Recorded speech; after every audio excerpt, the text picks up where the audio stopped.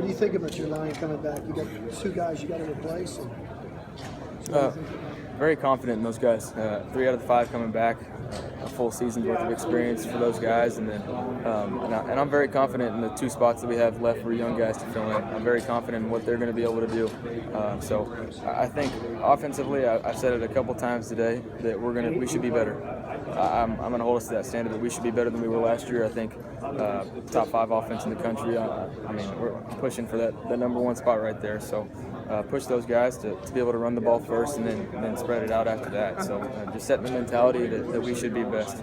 Coach Steve said earlier that Kyler's been nothing but positive even after you got your extra year of eligibility. What's your relationship been with him so far since he's joined Oklahoma? It's been great, and I think a lot of that has to do with the fact that we kind of went through the same process. I mean, he played a season his true freshman year and then decided to transfer, and that's exactly what I did. So able to kind of relate to what he's gone through, and I think he's kind of seen how I handled it and what I learned from it. But at the same time, he's such a great athlete that he's going to go out next year and play baseball too. So he knows that he's going to have a career in football or baseball, and that's just the type of guy he is. He's got confidence, and he knows how to handle himself, and he's worked very hard even though he's not going to play this year. So it's good to have a guy like that in the locker room. What were your emotions when you found out? Pretty excited, very excited. So I was very thankful for them changing the rule around, but at the same time, it's been a long process, and so I was relieved. It was like a weight lifted off my shoulder. The 2.5-year long process of trying to get that year back or get eligible was finally over, and all the work had paid off, and I think they made the right decision, and I was thankful. Did you ever get to the point where you think this is never going to happen? Just conceding you're only going to get a limited time at OU, or were you still hopeful? I had kind of towards the end of the process before they voted, I was towards my last straw, thinking that there was no other shot, but it wasn't what everybody else thought, or my parents or the people working on it personally, our compliance office and our athletic directors and everybody else like that. They had confidence in it, but after being through the whole process for so long, I kind of lost that hope. You guys surprised the season last year.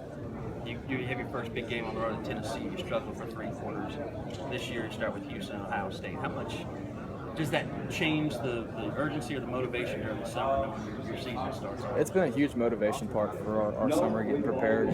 Not even just getting your body right, but getting in, watching film, knowing the playbook, getting those young guys ready to come out week 1, ready to go to where we have to play all 4 quarters against a great ball team. And so being ready from the get-go. So you've noticed a difference in the way people are approaching it? More of an immediacy, sense of urgency, and that's a good thing. And the fact that we haven't been complacent, we very well could have been saying that, oh, Big 12 champs, semifinals, blah, blah, blah. But it's been good to have guys pushing the envelope to have zero complacency. Do you see motivation from the Final Four didn't go like you would have liked the semifinal game?